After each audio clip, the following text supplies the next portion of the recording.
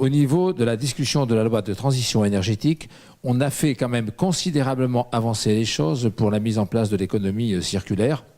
On a défini cette économie circulaire, on a défini ce qu'était l'obsolescence programmée, on permet aux consommateurs d'être informés, on met en application localement, si possible, l'économie circulaire et le gouvernement doit chaque année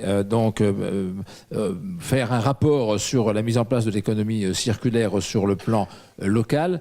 Et on a défini deux principes qui me paraissent essentiels pour le développement de l'économie circulaire.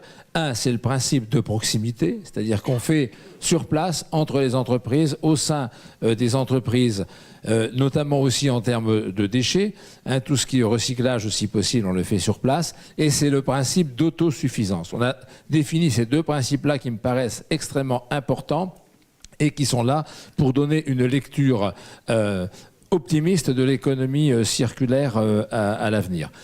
En matière textile, la responsabilité élargie aux producteurs, notamment concernant la filière textile, eh bien, l'activité en a été élargie.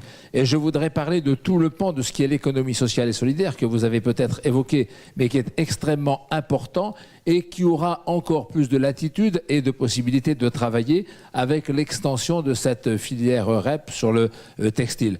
Et au niveau des collectivités, on parlait d'accompagnement effectivement des entreprises.